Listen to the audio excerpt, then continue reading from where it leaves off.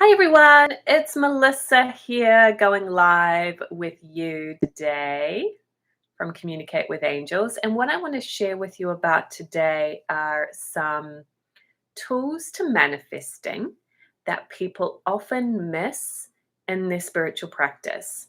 So if you have goals, desires, you want to experience more joy and abundance in your life, and yet you find that sometimes you're hitting your head against a brick wall. Things aren't unfolding as you would like. I know I have had that experience.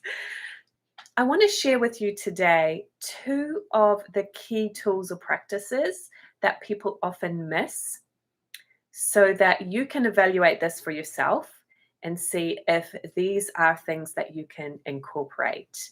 I see 7 people here live so far. I hopefully more will join. If you are here live, please say hi in the chat. And if you have questions, I will be happy to answer them. So don't be shy, post away, ask your questions. And as much as I have time to, I will answer them all, okay? Before I get started, though, I do want to make sure that you know that next Saturday, November 20th, I will be doing an online workshop. Hi there, Yorkshire Militia. Good evening. And it's called Manifesting Secrets. It is a workshop that I've done several times before, but I haven't offered it for a while. So I'm really excited about it.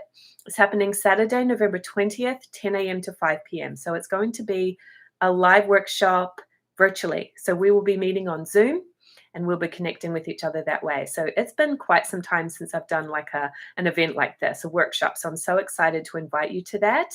And you will learn the 7-step manifesting formula. So if you want to learn more about that, you can save $100 if you sign up by this Friday. So that's definitely worth doing.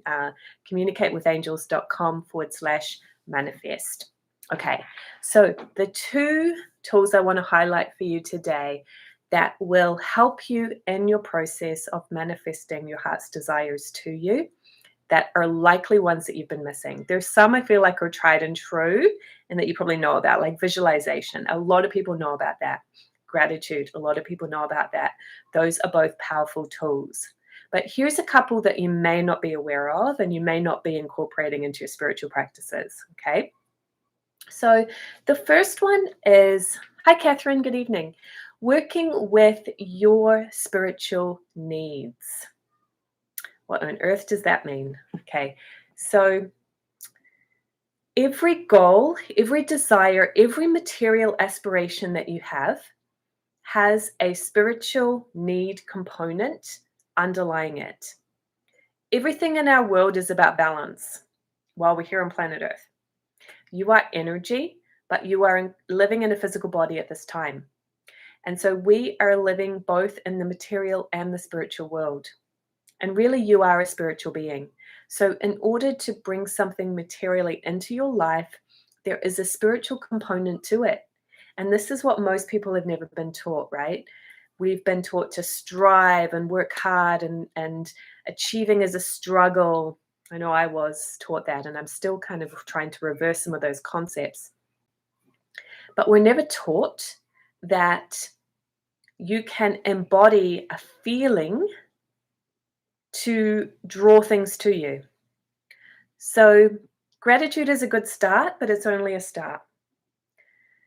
So let me just make up an example to demonstrate this. So if I desire to go on a vacation, so one goal that I have, actually, I've been really into index cards lately. And I never made a vision board for 2021. I'm going to make one soon for 2022. So I think just things were crazy with COVID, and I just didn't have the feeling to do it this year when I normally do one every year. So that is what it is. But instead of that, I've been making these little index cards of my goals and desires. And one of mine that I'm working with right now is I want to take my son to Florida, but I don't want to go to Disney World. I want to go to Universal Studios, to go to the Harry Potter world and Lego land, because he's really into Lego. And I want to do that soon because he's going to grow out of these things. So it's just a fun thing to manifest, right? So if I have that material desire, what is really the underlying thing there? Well, it's really about connection with my son. It's about doing something that will bring us both joy and fun and add closeness to the relationship, because both of those things are things that we really enjoy. Plus, it's that sense of adventure, of kind of going out of our comfort zone and traveling, to a different part of the country. So, all of those are examples of spiritual needs. So, what you want to do is really tone it down to what is the core need associated with the material goal. So, maybe in this, I need to actually do this process for myself, but maybe in this example, it is fun. Okay, so if that is the core need, then I can bring in the energy of fun right now. Before I've even looked at flights or planned the trip, I can bring in that energy of fun, right? I'm actually sensing that maybe more of the core need is that connection with my son. So I would bring in that too. Maybe it's both. So, in the Manifesting Secrets workshop, I'm going to teach you how to embody a feeling. It sounds like kind of a intangible thing.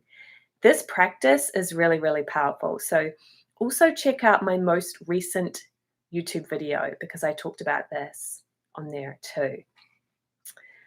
So, let me know what you guys think about that. Is that something you've thought about before? So, gratitude is an example of embodying a spiritual need, and that's one that a lot of people know about, but it goes way beyond just gratitude. Okay, so embodying feelings and energy.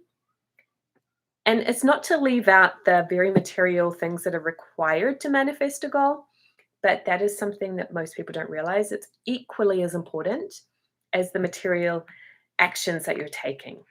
Okay. And you really don't want to do one without the other, because it can go the other way where you think you're just going to meditate all day long and manifest. No. And the other really out of balance way, right, is we're in the masculine of do, and leave out the energy piece. Balance. It's all about balance. Okay. A friend of mine who's a little more skeptical will always kind of challenge me on this manifesting thing, because he has the concept that it is like that where you just click your fingers and things show up out of the sky. It's like, no, we live in the real world, right? We need to do stuff. We need to put actions in place and bring in the magic as you're doing that. That's how it works, guys. Okay. So you don't have to think you're failing at manifesting if you're doing work. That's important.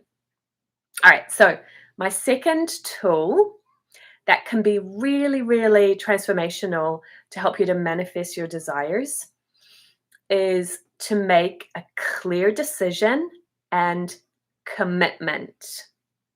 Have you ever been wishy-washy about what you're manifesting? Are you in a place of indecision? Like, do I really want to do this? Maybe I don't know what I want. Going around in circles. One day you think you're going to do it, and the next time you hesitate.